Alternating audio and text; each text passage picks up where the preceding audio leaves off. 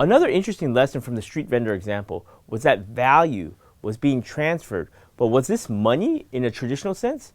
It wasn't physical currency, that's for sure, but there was currency backing that transaction, even if distantly on some cloud somewhere.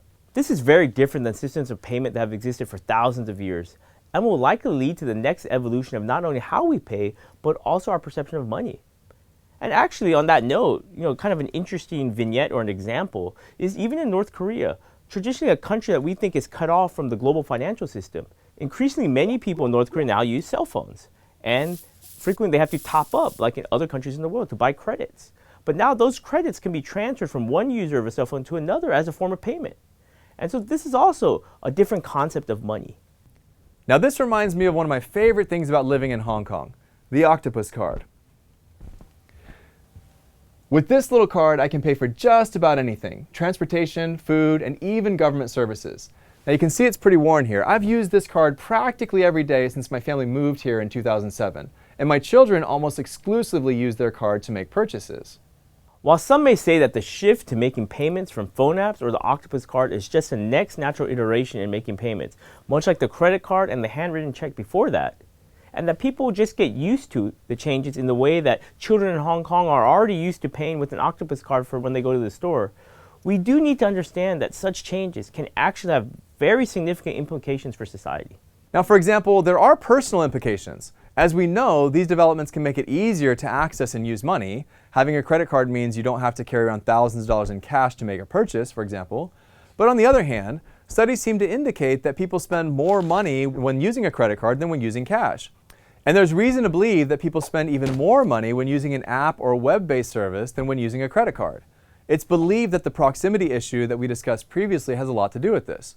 This is pretty common sense, right? Holding cash is proximate and therefore forces us to think about the work that went into earning the money. Thus, we naturally spend less when we're holding cash. But beyond these personal implications, as mentioned before, there are broader societal implications to consider. Now, going back to David Bishop's experience with the street vendor in China, this is a great example of disruption of the many formidable institutions that for millennia have controlled not only finance, but most other aspects of institutional power.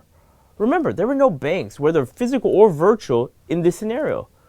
WeChat, called Weixin in China, isn't a bank or even a financial institution in the traditional sense. That's why we refer to them as tech fins, large technology companies that, because of their size, user base, and overall scale, are starting to move into areas of commerce and services traditionally controlled by banks. But not only were there no banks, there was also no physical currency.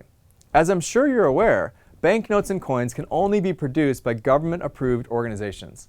For example, US dollars are printed by the Bureau of Engraving and Printing and are issued by the Federal Reserve. And here in Hong Kong, our banknotes are printed by the Hong Kong Printing Limited and issued by 3 banks. So here I have 3 $100 notes.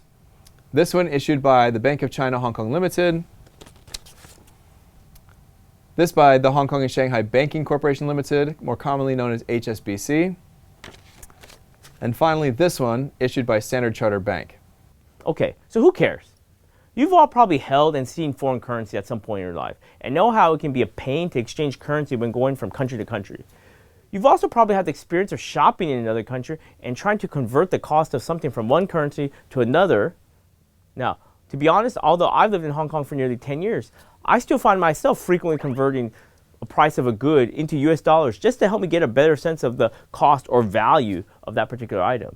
Well, the reason this matters is a combination of trust and power. As we outlined in Module 1, the value of currency is really only sustained by a broad sense of communal trust. And by changing the nature of money, we are potentially altering the foundations of trust, which can have broad implications across society. But also, this is about power. The ability to print your own currency is a significant source of power. Maybe you've seen a movie where criminals try to steal or create ink plates so that they can print their own money, and to be honest, when I was a kid, that was a dream of mine. As another example, there's been a lot of discussion about the power the United States has in the world because of the outsized influence of the US dollar, which is widely considered as the world's reserve currency. As an example, right here in Hong Kong, our money is pegged to the US dollar, meaning the value of the Hong Kong dollar rises and falls along with the US dollar. So think about how much power that involves. It means that some folks in the US that maybe have never even been to Hong Kong can change the value of our currency here, which in turn can affect the cost of everyday goods, housing prices, the value of your personal savings, company profitability, and many, many other things.